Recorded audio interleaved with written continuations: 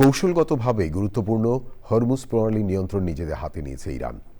দ্বিতীয় দফা আলোচনা করতেও রাজি হয়নি পারস্য উপসাগরের দেশটি। ওই জলসীমায় একটি তেলবাহী ট্যাঙ্কারের গুলিবর্ষণের খবর পাওয়া গেছে। ইরানের সমৃদ্ধ ইউরেনিয়াম যে কোনো উপায়ে কবজায় নেওয়ার হুমকি দিয়েছেন মার্কিন প্রেসিডেন্ট ডোনাল্ড ট্রাম্প। উত্তেজনা মোকাবেলায় মধ্যপ্রাচ্যে অবস্থান নিয়েছে বিশ্বের বৃহত্তম মার্কিন রণতরী জেরাল্ড ফোর্ড। বিস্তারিত ইফতেখার উদ্দিনের রিপোর্টে।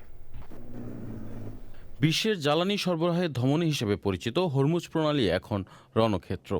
ব্রিটিশ সমুদ্র বিষয়ক সংস্থা ইউকেএমটিও জানিয়েছে, এই জলপথে একটি ট্যাঙ্কার লক্ষ্য করে দুটি গানবোট থেকে গুলিবর্ষণ করা হয়েছে।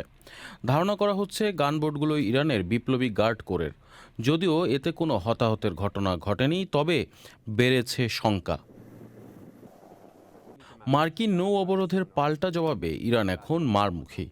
দেশটির সামরিক কমান্ড খাতাম আল আম্বিয়া সাফ জানিয়ে দিয়েছে, হরমুজ প্রণালীর নিয়ন্ত্রণ এখন থেকে তাদের সশস্ত্র বাহিনীর হাতে।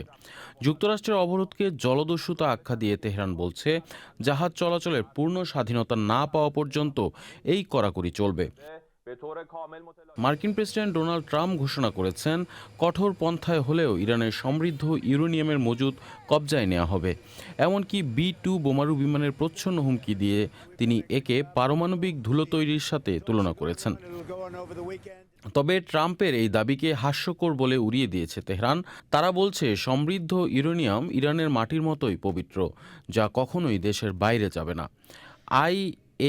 এর তথ্য মতে ইরানের কাছে বর্তমানে 60% মাত্রায় সমৃদ্ধ প্রায় 400 কেজি ইউরেনিয়াম মজুদ রয়েছে।